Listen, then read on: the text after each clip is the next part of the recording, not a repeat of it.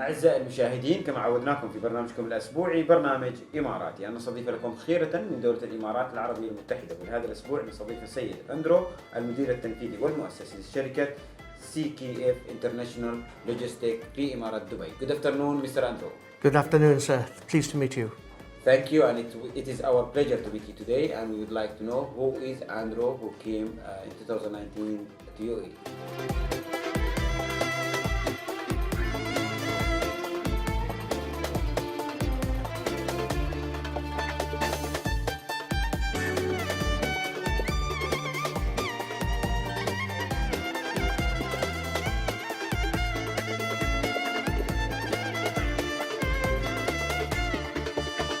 Well, Andrew is a 63-year-old, born and bred in the north of England. I actually came to Dubai in 2006 initially, and done different types of logistics and procurement and project work, joining Charles Kendall Freight, CKF, in July 2019, where we had a large warehouse. Now we just have the office brokerage agency business. Great. Let us know about the company, how you come in and how you started and how the idea you built it to have a strong name in the market. Charles Kendall Freight has got a very big global presence in China, US, UK, Europe, and it was not growing very well or doing important business in the Middle East and especially in the UAE. So I joined in 2019 and we set up the mainland company of CKF International Shipping and Logistics, which is now owned by Charles Kendall Freight owners, with the intention of having a very, very close-knit team of freight forwarding and customs clearing customer service staff. Your big companies, you're just a name on their P&L book.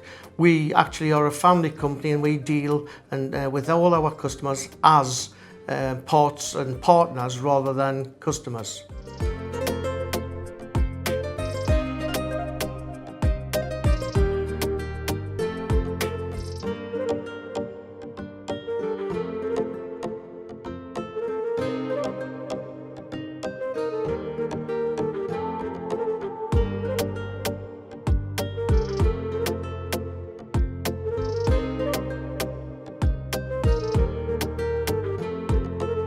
Andrew, we would like to know the challenge. It was on 19 with you with COVID-19. Let us talk about it and what's kept in your memory and what's changed on you. 2019 was, I just joined, so there was a couple of months we getting to know the company and the business. Then when COVID hit in 2020, we were one of the only companies who actually managed to continue in Jebel Ali because we were an important food supplier to the supermarkets and businesses. So therefore, we actually continued working 100% through the whole COVID lockdown. Very difficult because we had to make sure everybody who was there was limited to the rules and regulations. Right. But we didn't lose any customers, or because of the services we continue to provide them with. Although a little bit slower, they still got what they wanted when they wanted it. Then me personally, I had COVID and I was in ICU for 8 weeks. Come out of COVID, a week later, straight back at work and moving the company into the mainland business where we are now. We need a strong team. We need backbone to be active always, even if you are not here. How you training them and how you select your team to keep them always strong and also active in the market with a big challenge. The team is 26 strong. I'd say about 30% of them came from the original Charles Kendall back in prior to 2019, The remainder of the team were all selected and interviewed by myself, but I do not interview the same way as normal interviewers. I treat it as a get to know you. Don't use the CV. I want to know the person, how they are personally, how they can speak to me. Are they confident? Are they experienced? And are they sure in what they're saying and what they can provide? And so if I am looking for a position, I don't apply for 3 vacancies. I'll just do one, because if that person is the right person, it's wrong to interview 2 or 3 others, because you're wasting their time, especially if that person is the right person, and that person must fit within the remit of the company, but also as part of the team. That is the main thing. In this office, we are a team come family, and we all look after each other and all work for each other. And how are you training them to keep them always updated in the markets? The freight is updating, is keeping them up to date with government changes, customs changes. I will keep on up to date with what's going on. I will then get my senior operations, sea freight and air freight managers to then look into the areas that affect them, and then we will then carry out in the conference room update discussions, update training and confirmation by keeping a check on all of their communications with customers. The logistics is completely changed and the regulation also after COVID-19, after 2020. The price is going 3-4 times. Yeah. And many company has a big competition. It was with a big challenge. What you updated and what you changed to keep your name strong in the market? We, as you say, the price has gone up since COVID, right. But then again since the Red Sea incidents that are still ongoing. It is very difficult for any company to maintain freight business. But the small companies who are 1 or 2 people can provide with very little overheads, but then they can't provide the service levels. Right. They can only provide the price. If a company is only, or customer is only bothered about the price, we can match any low price. If they're after a good service and a confident service, then that's what they will get from CKF. We are willing to provide to our customers a cost-to-cost sea freight or air freight or land freight service if there's more to the job than just the freight. That way they can see what they're getting from us, because they can check the market and they know that we are not overcharging or cutting costs just to get their business. What's your priority? Growth. Business growth, growing the name of Charles Kendall across not just the UAE but the GCC, especially in Oman, Saudi, Bahrain, Qatar as well. And how you build personally trust between you and Charles Kendall? First of all, my trust with the managing director, Murray Frew in the UK. He trusts me to make the decisions, because he understands if I am unsure, I am not afraid to ask. Right. And if I'm not afraid to ask, I pass that same to my staff. I give them the freedom to make decisions. Mm-hmm. They stand by the decision they make. If they make a decision based on incorrect information provided to them, then that happens. If, however, they are unsure of what to do or how to answer or perform, then they will come and ask for direction. Most of the time, I will throw it back to them to ask them, how would you do it? And then my job there is to police it, to make sure they are going in the right direction. And also the important part, to build a strong trust with your client, with your customers, how you build it also in a good, as a service company, in a good way or a good destination of that. The main thing is transparency, and we are not just there to serve them, we are there to advise them as well. And instead of just taking money and giving them the easiest option for us, I influence all the team to offer suggestions and alternatives, and also all the customers know that I am available. They can come direct to me with any problems or issues, knowing that they will be looked after. But that is very rare because the staff are all experienced and all confident that I will support them in what they decide if it's true and right. And after sales service? And what, sorry? After sales service, where we can find? Or after sale, the website is a global website, so each part of the globe has got access instructions. If somebody is unhappy, they can go direct to the head office in the UK with any problems. Other than that, the after sale service is we get response from the customers, basically thanking us for the service my guys or girls have done. But we are not the be all and end all. We will always look at our services, how we've performed.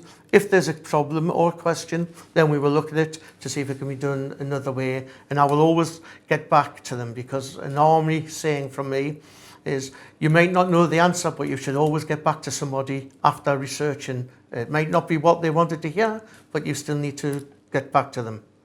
If I ask you about the technology and the AI, how it's helped in your field? We haven't really seen AI in our field at the minute. We use a CRM and a work system which is used by DP World and a few other big companies, and so we are slaves to however that is changed at the core level. We are just users of it. We at the minute we've not seen any effect, good or bad, of AI in our booking or customer relationship systems. And how the demand here in United Arab Emirates, you see it? The demand is growing, and as long as you get away from the general everyday freight, you've got to look. There is a lot of other business opportunities out there. For instance, the electric cars coming into the country. Right. You've also got the new aircraft, the VT, the vertical takeoff and landing, remote drone systems. They're going to have airports or ports. Therefore, looking at technology where we can fit in and support them in either bringing equipment in, taking equipment out, or maintaining storage and equipment. Today we can see a lot of company in your demand, and also there has a big challenge on the market also. How you see the challenge? There is a huge challenge, and it's helped to grow the market. It does, because I in my mind I believe there's three sections. There's the person sitting in a single desk on his or her own. There's the huge multinational corporations, and there's companies like us who sit in the middle. And we are not huge locally, although we are global. We are not so small that we can't provide a service. So therefore, people come to us by our name and knowing our name, rather than cold calling. We seem to be out in the market without actually promoting our name, which we don't do in any marketing ads, only at conferences and exhibitions. And what's the future plan? The future plan is to move the business from just what we're doing freight forwarding at the minute to actually take on a mainland warehouse business, specifically heading towards e-commerce, B2B and B2C customers. A lot of companies are using it in the free zone, but it's very difficult getting fast items for customers from free zone through customs and to the house within, or the property within 2 hours. So our ambition is to, or not ambition, our plans are to move to the logistics warehouse and also grow our general trading business with one other project, which is we do procurement for hotels and hospitality, where we work with the owner and the developer and the operator to source all the items, ship it, store it, deliver it and install as well.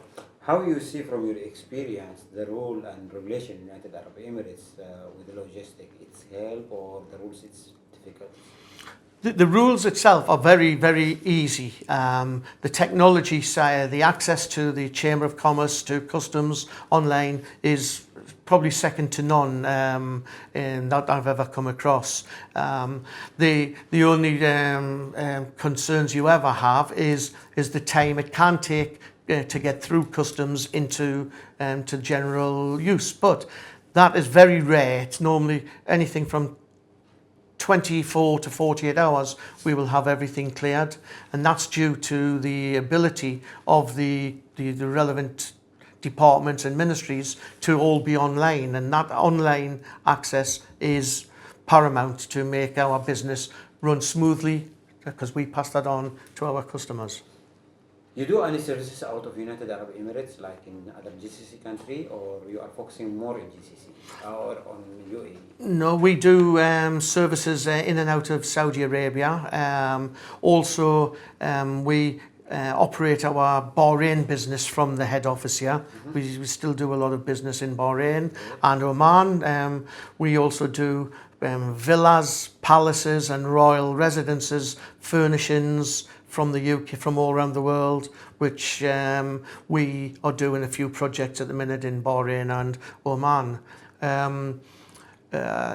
We are eventually going to look at as well setting up a branch come headquarters in Saudi Arabia to match with all the other moving technology and business there. We don't want to be left out.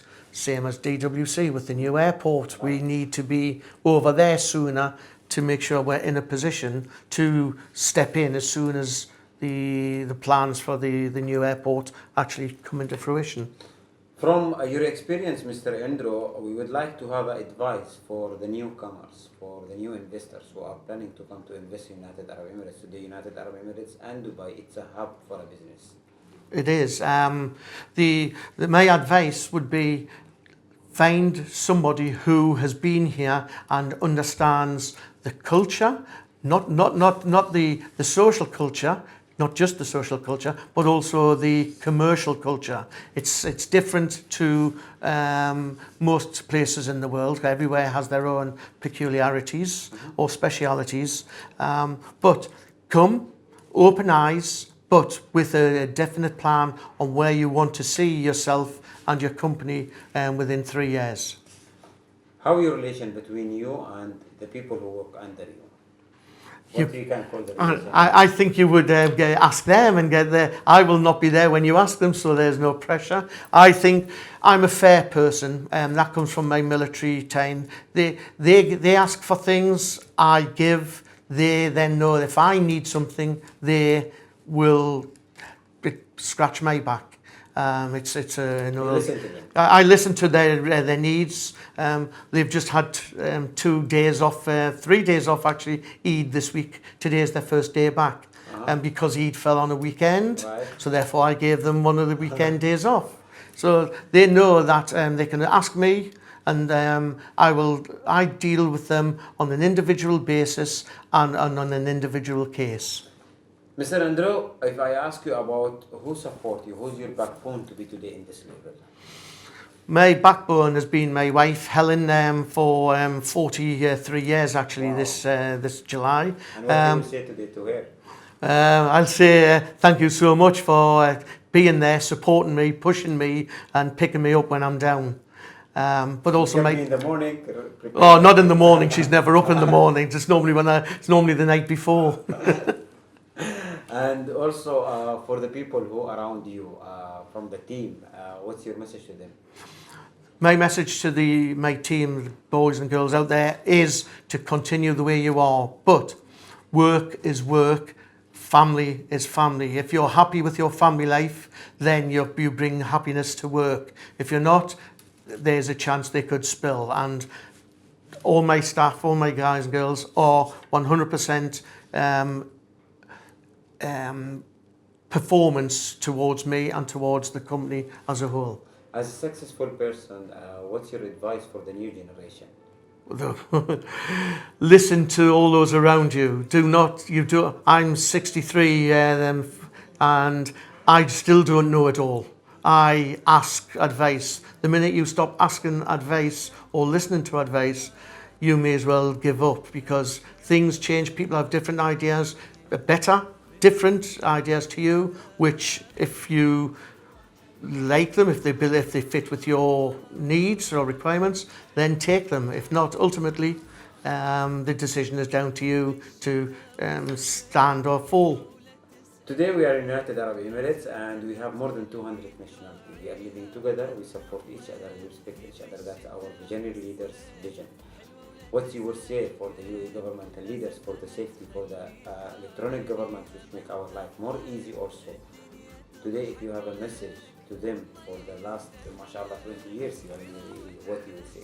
First of all, I would like to say to the whole ruling family and their teams and their families, they have made my life here since 2006 fantastic, safe.